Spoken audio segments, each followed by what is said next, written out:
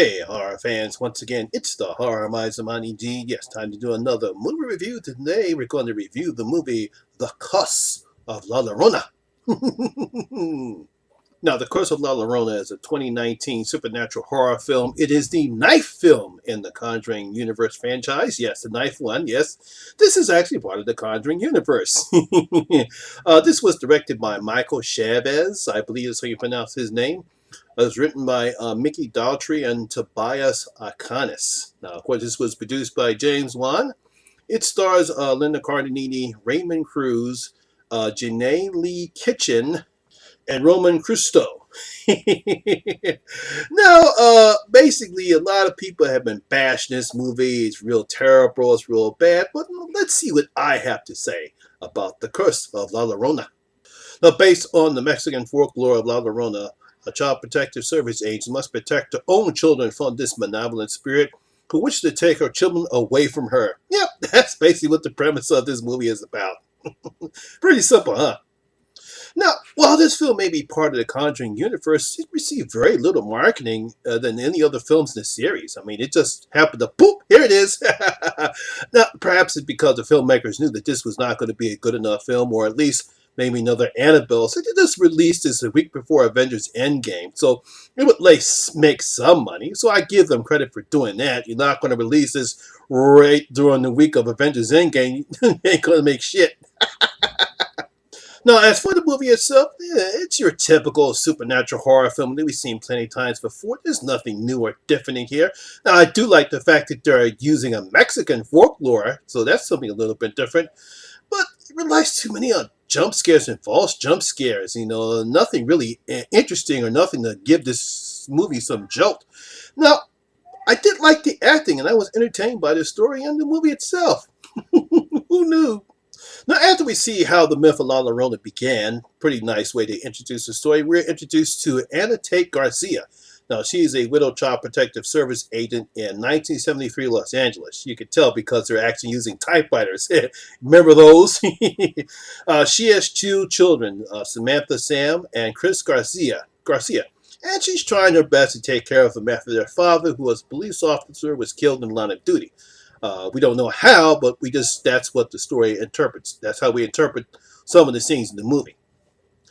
Now, when she goes to a crime scene where two boys from one of her cases are drowned, Nosy Chris, her son, who she brought her children to this crime scene, don't know why, and encounters and is marked by La Llorona. And later on, the ghost marks her daughter Sam, too. Now, haunted and cursed by La Llorona, Anna must gather her strength to protect her children and prevent La Llorona from taking away from her and drowning them, because that's what La Llorona does. Now, overall, this is a very simple film with a very simple story. Nothing real fascinating or nothing brain-inducing here. We have a vengeful ghost that wants to harm others, so that they can suffer like she's suffering as well. Because as we see in the story how La Llorona is, she was a beautiful Mexican bride who she wound up marrying this guy. They had two sons. Eventually, later on, he decides to cheat on her. She's so pissed off and angry that she drowns her kids. Wow. Once her grief is over, once the anger subsides, once she realizes what she's done, she flings herself to the water and drowns herself. But unfortunately, she's not allowed to get into heaven, and now she just roams the earth as a spirit, trying to find children so she can take them and drown them as well. That's the legend of La Llorona. Now, like I said, while this is based on Mexican folklore, how the film presents her is nothing new. Now, don't get me wrong. One thing we don't get is some of these supernatural movies where the spirit is contorting and twisting and the bone snapping. This one, we don't get that. We get the typical spooky face. She's wearing something type of a wedding gown and moans and groans in the background. And when she comes into frame, it starts a screeching noise every time when she appears in frame. There's nothing new or nothing different about that. It's the same thing we've seen all the time in these supernatural horror films. And it's also kind of the same thing we've been saying in all these films in the Conjuring universe. It's starting to become a bit boring, if you ask me.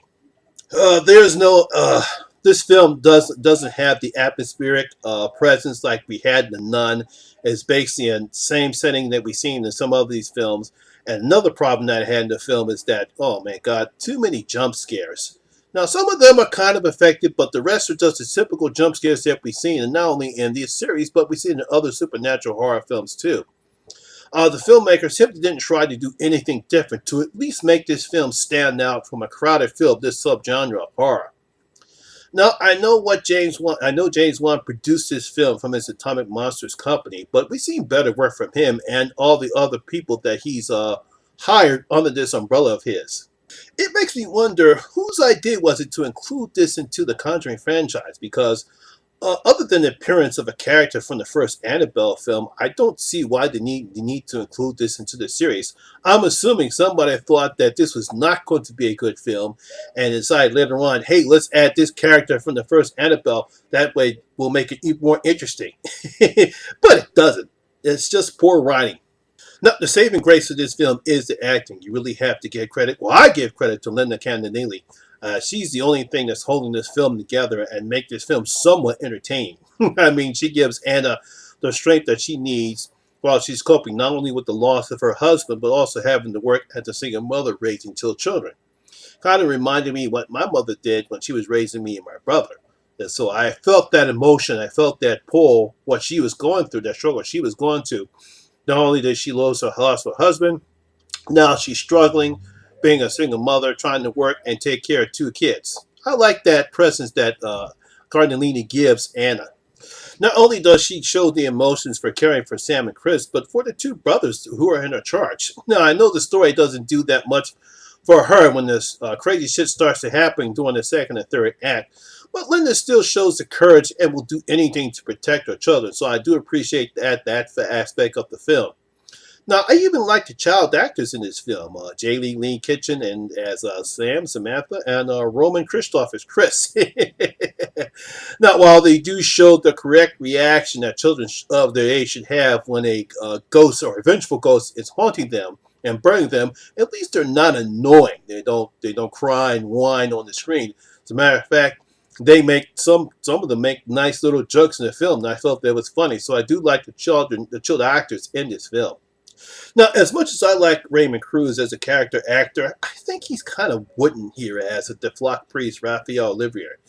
Now, I blame that more on the story than I do with the actor. He does a pretty good job with the material that he's given. Unfortunately, this makes him like stiff, wooden, and not very interesting.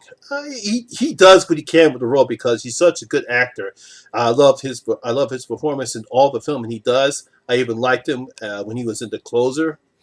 But excuse me, but in this particular film, it's just too wooden, too stiff, and I blame that more on the script than I did with Raymond.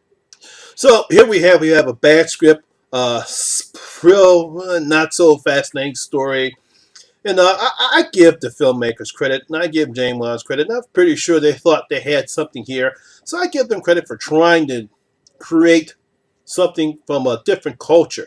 Now, it would have been better if we actually would have had a Latina as a guest star, or perhaps even make Patricia Vasquez, the mother from the two boys, as the main focus of the story. Maybe, maybe not. We don't know for sure. But this is the movie that we got.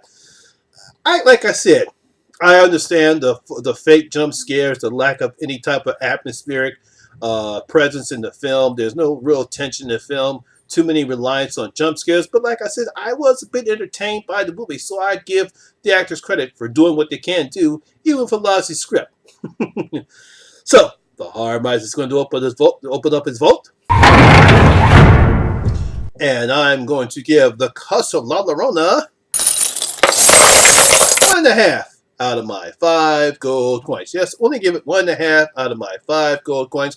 I was about to give it 2, but just couldn't get the 2 because of the weak script and the 2 reliance on jump scares. Oh, well, what are you going to do? So, my horror fans, what do you think about the Curse of La Llorona? Do you think this was a terrible film? Another one of these stupid supernatural horror films that we've seen before, or were you entertained a little bit like I was? Leave your comments down in the comment section below and tell me what you thought about the Curse of La Llorona. So, my horror fans, that's my video for today. I hope you did enjoy it, and if you did, please give it a thumbs up because it does help the channel a lot. And once again, this is your first time here, please hit that subscriber button, ring that notification bell. That way you can come and enjoy the horror experience with me, the Horror Miser Monty G. And as always, all my social media links will be down in the description box below as well. Once again, my name is Lamont Smith, better known as the Horror Miser Monty G. And always remember, horror rules. Vince, take us home. We're out.